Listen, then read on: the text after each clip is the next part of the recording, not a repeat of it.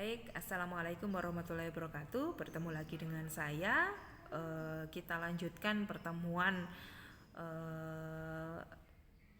keenam ya, pertemuan selanjutnya. Nah, di sini kita akan berbicara tentang tumbuh kembang embrio. Ya, tumbuh kembang embrio ini hasil dari atau lanjutan dari bagaimana proses spermatogenesis, oogenesis ya yang kemarin sudah kita pelajari.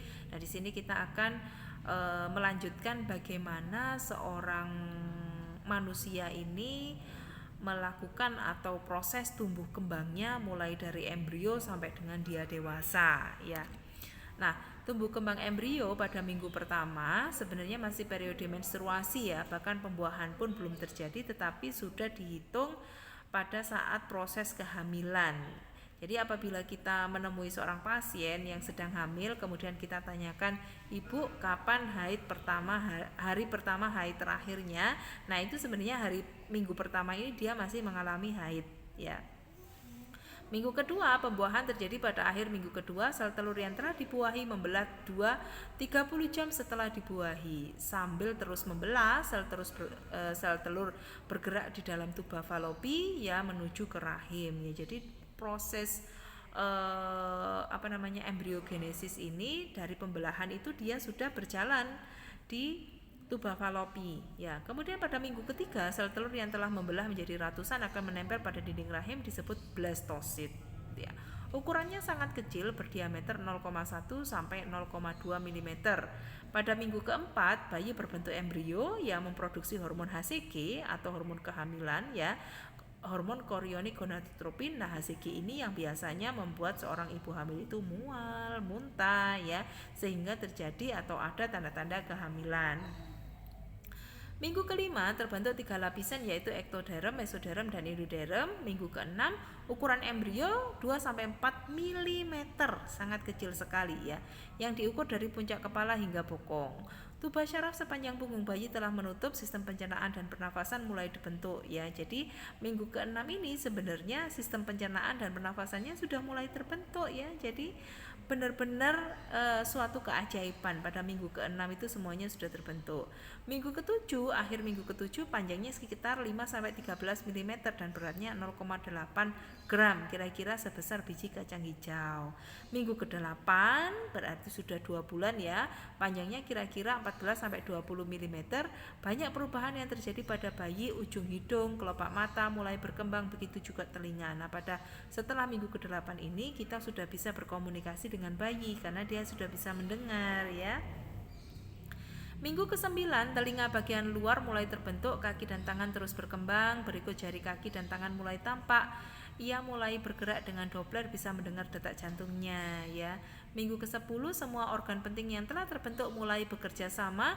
Pertumbuhan otak meningkat dengan cepat, hampir 250.000 sel saraf baru diproduksi setiap menitnya. Pada minggu ke-11, panjang tubuhnya sudah mencapai kira-kira 6,5 cm, baik rambut, kuku, jari tangan, dan kakinya sudah mulai tumbuh. Nah, pada minggu ke-12, bentuk wajah bayi lengkap, ada dagu, hidung kecil, jari-jari tangan dan kaki yang mungil terpisah penuh. Usus bayi telah berada di dalam rongga perut. Akibat meningkatnya volume darah ibu, detak jantung juga bisa meningkat. DJJ ya, detak jantung janin juga bisa meningkat, sehingga memang ada hubungannya antara ibu dengan janin. Kalau ibu tersebut meningkatkan hormon adrenalinnya atau saat kaget, kemudian saat mempunyai masalah dan lain sebagainya, nah bayi ini juga akan bisa ikut merasakan baik psikis maupun fisik ibu ya. Minggu ke-13, panjang janin dari puncak kepala sampai sakrum atau bokong ditaksir sekitar 65-78 mm. Beratnya kira-kira 20 gram, rahim dapat diraba kira-kira 10 cm di bawah pusar ya. Minggu ke-14, panjangnya mencapai kisaran 80 mm atau 8 cm ya, beratnya kurang lebih 25 gram. Telinga janin menempati posisi normal di sisi kiri dan kanan kepala. Minggu ke-15, panjang janin sekitar 10-11 cm, beratnya kira-kira 80 gram. Minggu ke-16, panjangnya mencapai taksiran 12 cm, beratnya kira-kira 100 gram, hanya 1 ons ya. Refleks gerak bisa dirasakan ibu meski amat sederhana yang biasanya terjadi atau terasa sebagai kedutan. Seperti kedutan, kalau mata kita kedutan, nah di perut juga rasanya seperti itu ya. Minggu ke-17 panjang tubuh janin meningkat lebih pesat ketimbang lebarnya menjadi 13 cm, beratnya kurang lebih 120 gram hingga bentuk rahim terlihat oval dan bukan membulat.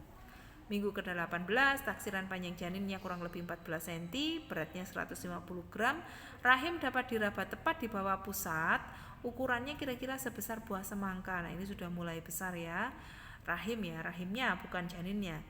Minggu ke-19 panjang janin diperkirakan 13-15 cm, taksiran beratnya 200 gram. Sistem saraf janin terbentuk di minggu keempat. Di minggu ini makin sempurna perkembangannya ya. Jadi dia sudah bisa mendengar, dia sudah bisa ikut merasakan ya.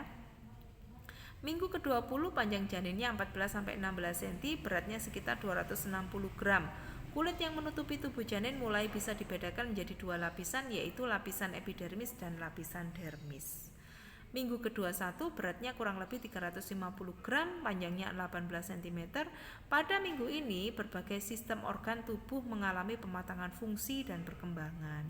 Minggu ke-22 beratnya mencapai taksiran 400-500 gram, panjangnya sekitar 19 cm. Ibu semakin mampu beradaptasi dengan kehamilannya ya.